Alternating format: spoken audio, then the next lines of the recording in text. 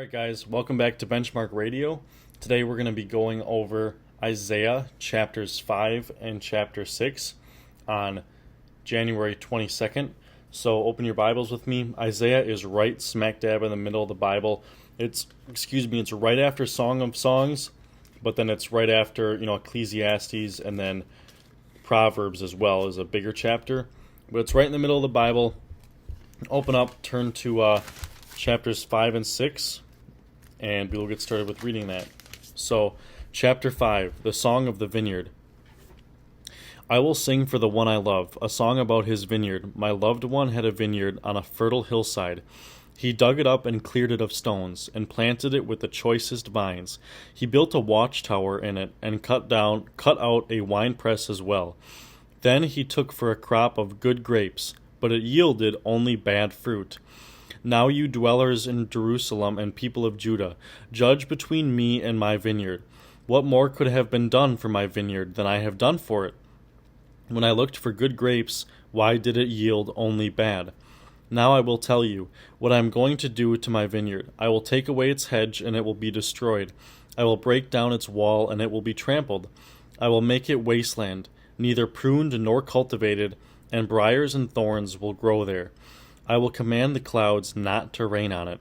The vineyard of the Lord Almighty is the nation of Israel, and the people of Judah are the vines he delighted in. And he looked for justice, but saw bloodshed, for righteousness, but heard cries of distress. Woes and judgments. Woe to you who add house to house and join field to field, till no space is left, and you live alone in the land. The Lord Almighty has declared in my hearing, surely the great houses will become desolate, and fine mansions left without occupants. A 10-acre vineyard will produce only a bath of wine. A homer of seed will yield only an ephah of grain. Woe to those who rise early in the morning. Hold on. So it says that a 10-acre vineyard will only produce a bath of wine. That equates to about 6 gallons. And then a ephah of grain is about 360 pounds or 160 kilograms. Woe to those who rise early in the morning to run after their drinks, who stay up late at night till they are inflamed with wine. They have harps and lyres at their banquets, pipes and timbrels and wine, but they have no regard for the deeds of the Lord, no respect for the work of his hands. Therefore my people will go into exile for lack of understanding.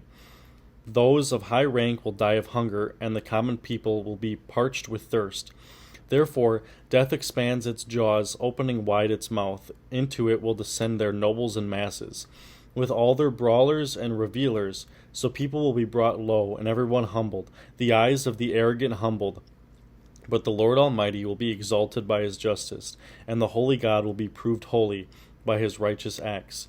Then sheep will graze as in their own pasture, lambs will feed among the ruins of the rich. Woe to those who draw sin along with cords of deceit, and wickedness as with cart ropes. To those who say, let God hurry, let him hasten his work, so we may see it. The plan of the Holy One is Israel. Let it approach, let it come into view, so we may know it. Woe to those who call evil good and good evil, who put darkness for light and light for darkness, who put bitter for sweet and sweet for bitter. Woe to those who are wise in their own eyes and clever in their own sight.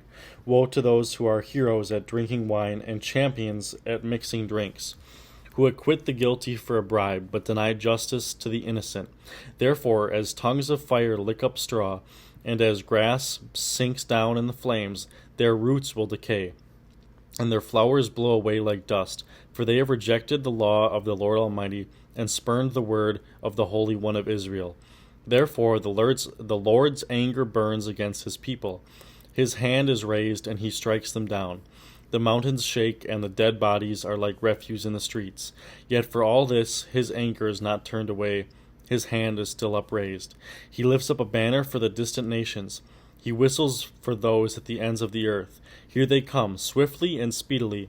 Not one of them grows tired or stumbles, not one slumbers or sleeps. Not a belt is loosened at the waist, not a sandal strap is broken. Their arrows are sharp, and their bows are strung. Their horses' hooves seem like flint, their chariot wheels like a whirlwind. Their roar is like that of the lion. They roar like young lions. They growl as they seize their prey and carry it off with no one to rescue. In that day they will roar over it like the roaring of the sea. And if one looks at the land, there is only darkness and distress. Even the sun will be darkened by clouds. Isaiah's commission. In the year that King Uzzah died, I saw the Lord high and exalted, seated on a throne, and the train of his robe filled the temple. Above him were seraphim, each with 6 wings. With 2 wings they covered their faces, with 2 they covered their feet, with 2 they were flying. And they were calling to one another, Holy, holy is the Lord Almighty, the whole earth is full of his glory. At the sound of their voices the doorposts and thresholds shook, and the temple was filled with smoke. Woe to me, I cried. I am ruined, for I am a man of unclean lips, and I live among a people of unclean lips. And my eyes have seen the King, the Lord Almighty. Then one of the seraphim flew to me with a live coal in his hand, which he had taken with tongs from the altar. With it he touched my mouth and said, See, this has touched your lips, your guilt is taken away, and your sin atoned for. Then I heard the voice of the Lord saying, Whom shall I send, and who will go for us? And I said, Here I am, send me. He said, Go and tell this people, Be ever hearing, but never understanding. Be ever seeing, but never perceiving. Make the heart of this people calloused, make their ears dull, and their eyes, and close their eyes. Otherwise they might see with their eyes, hear with their ears, understand with their hearts, and turn and be healed. Then I said, For how long, Lord? And he answered, Until the cities lie ruined and without inhabitant, until the houses are left deserted and the fields ruined and ravaged, until the Lord has sent everyone far away, and their land is utterly forsaken. And though a tenth remains in the land, it will again be laid waste. But as the terebinth and oak leave stumps when they are cut down, so the holy seed will be stump in the land. That's the end of chapter 6. So moving on to my memorable verses that I talk about.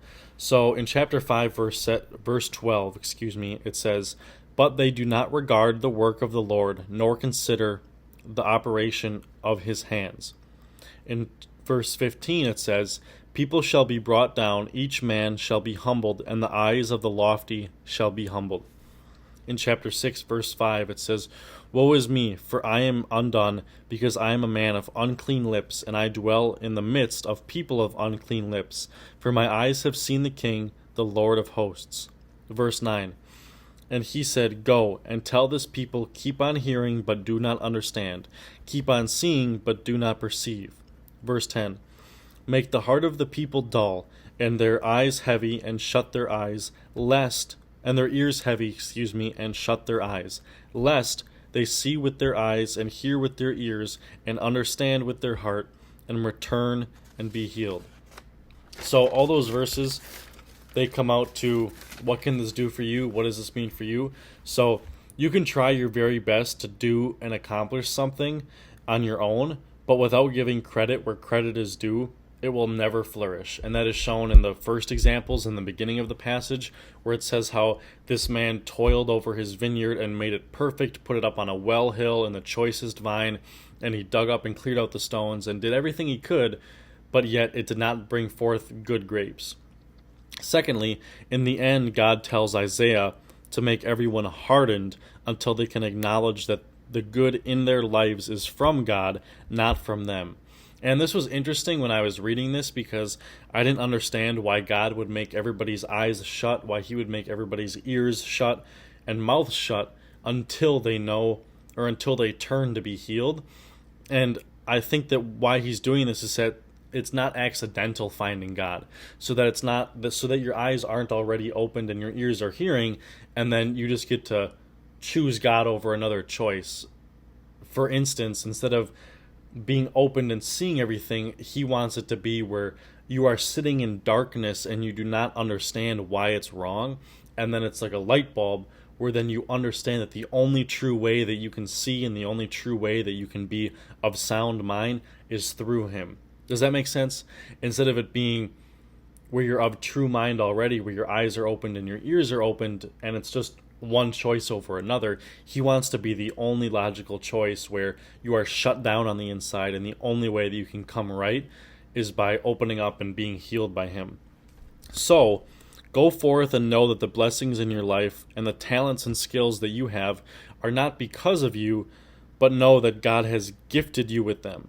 You are to be a good steward of all God has given you in general, and you need to share that your goodness, all of the benefits that you have from these talents he's given you, and all of the benefits that you have from doing these talents and having these skills and doing all this stuff, all of the benefits that he has given you regarding that, and also in your life, is because of him and not yourself. And so going forward, you need to understand that and praise him. And when you're praying with God, you need to pray with him and say, Lord, thank you for these. Thank you, like for me. Thank you for letting me be good working with my hands. Thank you for giving me sound mind. You need to thank him for these blessings that he's given you. But you also need to share that when you hit when God lets you hit a milestone in your life, when you win a sports championship, or when you advance in your business, or when you get a promotion, or when certain things happen to you, you need to understand that it's not you, and you need to share that this is not of my own doing, but God has given this to me.